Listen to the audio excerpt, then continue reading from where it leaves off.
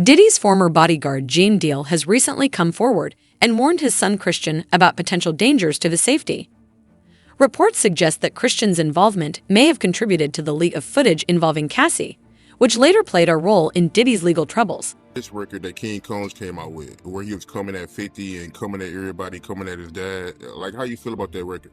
Well, first I want to say to this young man, before somebody take his head off, because see, that's that new school bull crap that these kids out here, they easy to fly off their mouth with that. You don't invite a man to your private. You don't invite a man to your private unless you doing the Diddy. If two men lay down, how many homos get up? Let me tell you, young man, 2 of them.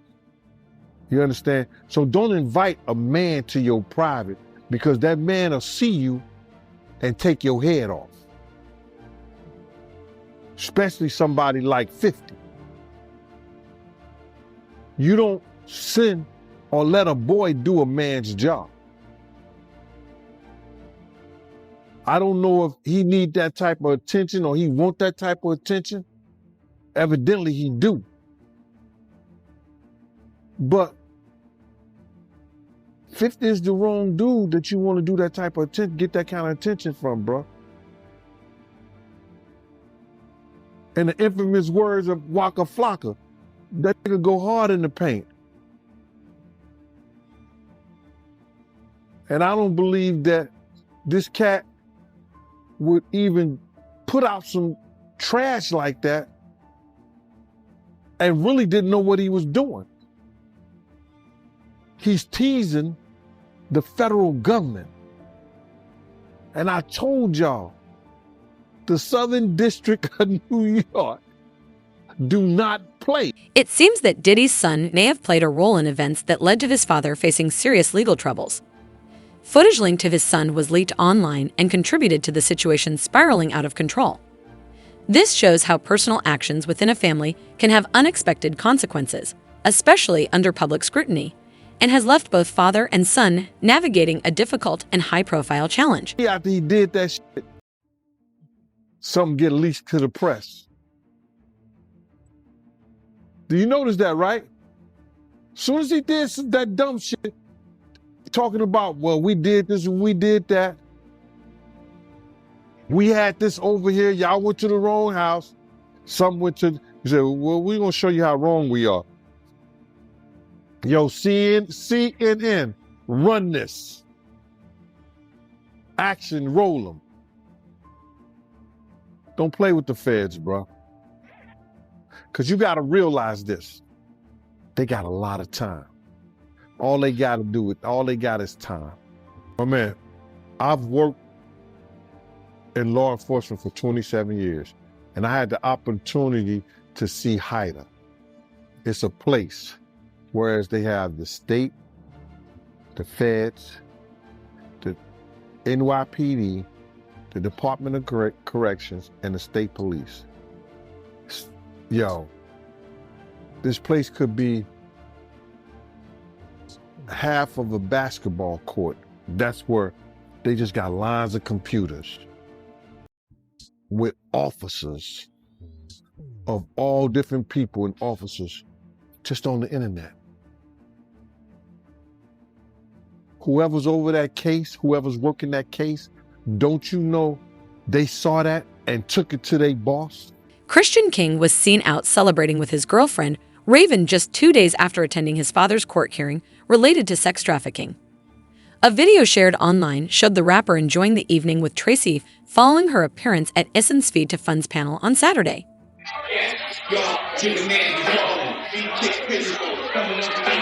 Hi, Hector.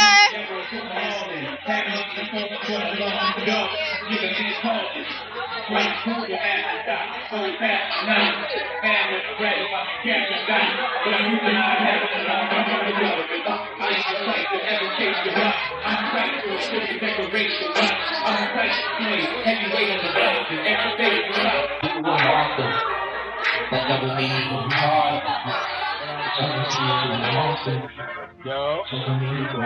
Got filters on me.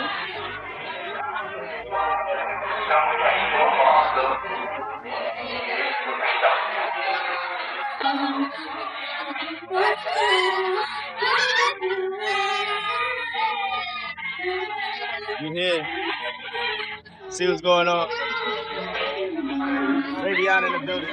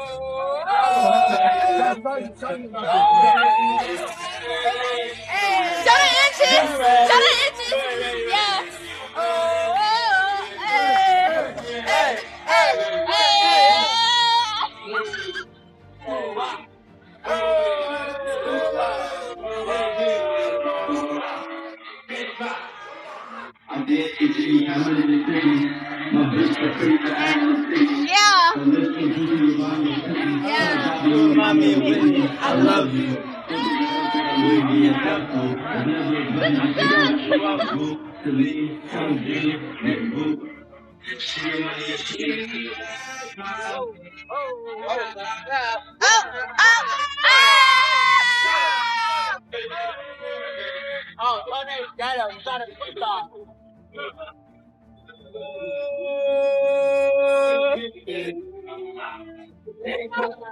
I know I can't dance.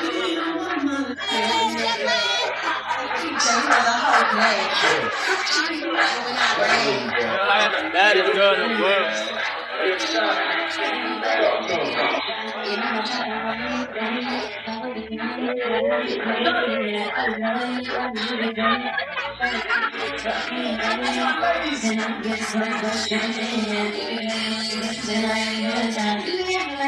Christian Combs was spotted celebrating with his girlfriend just 2 days after attending his father Diddy's court hearing, where Diddy faced serious charges and was denied bail. Christian has also faced legal scrutiny with a lawsuit alleging sexual assault on a yacht in December 2022. The suit claims the incident occurred during what was meant to be a family-friendly event, but turned into a chaotic environment. Both Christian and Diddy's legal teams have denied the allegations, calling them false and without merit. And she was 25 years old at the time. She believed that the trip would be a, quote, wholesome family excursion, but says it, quote, turned into a hedonistic environment, even describing rampant drug use amongst sex workers and celebrities who came on board. She believes that the alcohol on the yacht had been laced with drugs because she says women would have one drink and then almost immediately pass out or start falling over. This is, by the way, something that it was also alleged in Jones's lawsuit, that Combs would spike the drinks of different people. But focusing on Christian Combs, Markey says that Christian Combs had been staying at a villa on the shore, but that he would come onto the yacht in the evening to party. And on December 28, 2022, Christian reportedly arrived very intoxicated and then proceeded to pressure Markey to take shots of tequila. The lawsuit alleges that Christian Combs arrived on the yacht heavily intoxicated and gave Grace O'Marquet unwanted attention. Pressuring her to take shots of tequila she believed may have been spiked and later groping her inappropriately. The suit also mentions audio recordings by producer Rodney Lora Jones, who was present and claims to have hours of footage documenting alleged illegal activities involving Diddy and his staff. Markey reportedly told Christian, quote, "Excuse me, you don't touch my legs like that. I'll move my legs where I want to. If I want to do this, then I will. You don't touch my legs like that." Markey then says that she told Christian she couldn't stay with him unless it was approved by a supervisor, all of whom she knew would be asleep at the time, so this was a way for her to get out of the situation. She claims that Christian said, "Who can I talk to? I'm going to say I requested you right now." Markey then says she responded with, quote, "Well, you can take your hand off my ass for the first thing." Markey says that she tried to go back to her work, but Christian found her again, wanted her to find him a place to sleep for the night. So she ended up taking him to the cinema room for the yacht, which doubled as a place for people to sleep. And she claims that is when Christian blocked her and groped her. took off his clothes, tried to force her to perform oral sex on him. She says that she was able to fight him off until someone came in. Now, the lawsuit goes on to say that Omarke told the yacht captain what happened the very next day, but he didn't believe her, didn't do any sort of real investigation. She says the captain retaliated against her for months after the alleged assault before ultimately firing her in May of 2023. Now, aside from her account, aside from a potential other witness, right, the person that allegedly walked in on this, what proof is there that this happened? Well, she reportedly has photos of the bruises that she says were caused by this event with Christian Combs. The quote was, "Our attempts to share this proof with Mr. Jones's attorney, Tyrone Blackburn, have been ignored, as Mr. Blackburn refuses to return our calls." Holly goes on to say, "We will address these outlandish allegations in court and take all appropriate action against those who make them." Then the attorneys for Universal Music Group, one of the defendants who are also being sued by Rodney Jones for their alleged participation and facilitation of the abuse and trafficking claimed by Jones, they argued that the claims were so, quote, offensively false that one of these attorneys, Donald Zakarin, wrote, "A license to practice law is a privilege. Mr. Blackburn, plaintiff's lawyer, has misused that license to self-promote, gratuitously, falsely, and recklessly accusing the UMG defendants of criminal behavior." So a lot of back and forth that we're seeing right here. And again, to be clear, everything that Diddy and his sons are facing are accusations. They haven't even been criminally charged. These are civil lawsuits. There has been no finding by a judge or a jury that they are liable at this point. Having said all of that, this is a very significant development, and we will see. 5th, 2025. That's when Diddy trial starts. How you feel about it, man? I think if their lawyer got that off, they did a great job, because you got to realize some of these cases, even you get regular drug cases, they be taking a year or 2 years to go through all the paperwork, everything they want to do, how the guy weighed out, getting the witnesses and everything together. I think the lawyer thinking that they're not going to be able to give them discovery and enough discovery in that short of time, because the prosecutors are not going to present anything to the court that they think they can't prove. You understand what I'm saying? So the prosecutors is going to try to, go through everything. And that's a short time, bro. That's less than what? May? That's less than 7-8 months. You talking about 18 businesses. You talking about they got, I think they say 170 witnesses. You understand? They got 1,000 bottles of oil they got to test. Allegedly baby oil that they got to test. And I said allegedly baby oil because that's what the prosecutor said. Alleged baby oil. He didn't say baby oil. He said alleged baby oil. So that means that it may be something, or some of those bottles wasn't baby oil. You talking about victims and their statements and presenting them to the courts. So they got a lot of things. So that was a smart move by the defense, trying to get the trial, a speedy trial, so the prosecutor only have so much evidence that they could present. It could help them, and it can hurt them too. How you feel about Diddy lawyers coming out blaming the government for leaking, the tape of Cassidy? Well, the lawyers are doing what they supposed to do. They supposed to trying to try this case in the public's eye. You understand? So Diddy could get, Diddy could probably get off by them saying that the prosecutors them released the tape. The grand jury have every right to see any kind of evidence out there that the prosecutor want to give them. Now, them leaking it and everything like that, that's not going to decide whether the judge is going to allow them to dismiss the case because they leaked this one, this trial, because they're going to try to state he can't get a fair trial because the prosecutors are trying to win their case in the public's eye. That's not going to be, it's going to be up to the judge to decide whether that was significant enough to not have this trial. His lawyers are trying to do anything, and they're gonna try to do anything to win this case without it first going in front of a jury, without it first going in front of the judge like that.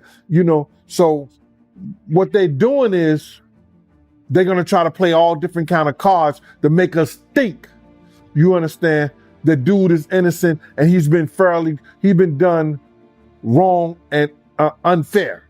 That's what the lawyer's supposed to do. But it ain't gonna work, bro. It's not gonna work. Just like, hold up, but just like first bail denied, second bail denied, the third bail denied. They don't trust the lawyers, and they damn well don't trust Diddy being out in public or in the streets or at home at any time. You heard about how he might be getting some more indictments? I think that they trying to beef up their case, bro.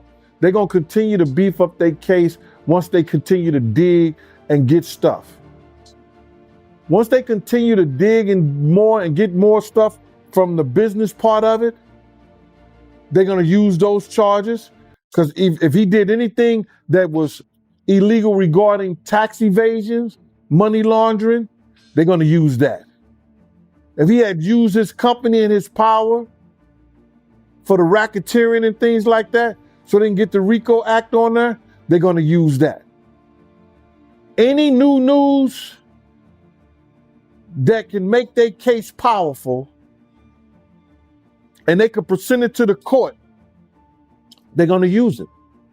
As long as they give it to the defense team in the discovery, they're going to use everything. But it's going to be difficult for Puff to fight his case in jail. You know how hard it is to fight your case and go through every last one of those victims, or whether you know them or not. All that paperwork he has to do, you got to realize they only get a lawyer like 2 hours, I think. Anywhere from 2 to 4 hours. And maybe on certain days, depending on where you at. How is he going to fight his case decent in jail? But that's what happened where you lay your head. So you don't see any kind of way he get out of this? Bruh, I would bet whatever I had that he ain't got no chance in hell in getting out of here. All because they already got one witness for the sex trafficking case. And that's all you need.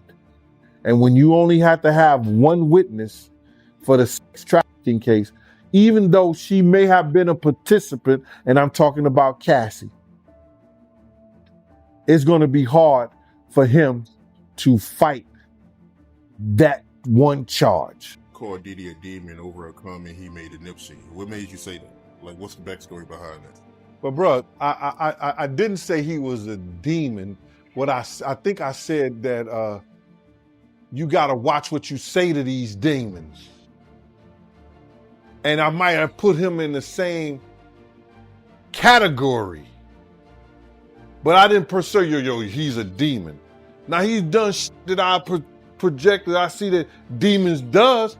When I seen him picked up that dove, and a dove supposed to be that of new beginning in life, and the dove fell to the ground straight like it was dead. The day he did that ritual in the park before he went to trial with Sean. Bro. And I'll tell you that story if we talk about Sean. If we talk about Sean today, I'll tell you that story. All right? How about that? Now, don't go figure out something to talk to me and ask me about Sean. Yeah, but if we talk about Sean, I'll ask that. But what you was asking me is that, listen here, man. I did not know Nipsey Hussle. I knew of him and the positive things that he was trying to do out there in his community. The music that he was putting out, that I could say based on conversations that I heard him speak, that the man was spiritually connected. He was a child of God. He had gotten in front of Puffy one time, and he told Puff that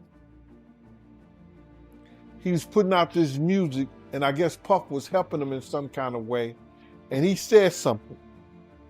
And that what he said was, I need my music and my albums to have the same feel of that life after death, like Biggie's album.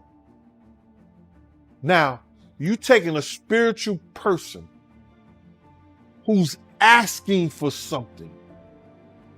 He said, I wanted that same feel as life after death. That same feel was that Biggie got murdered and he went on to sell about 10 million albums or 10 million copies. I was saying, you gotta watch what you say to demons, because it just might come true. You just gotta watch what you say, brother, because God said that you say it by mouth, you believe it in thy heart, and it shall happen. And when you got a strong spirit, and you that type of person, you gotta watch what you say out your mouth, man. You think it was a good idea for Nipsey to be cool with Diddy?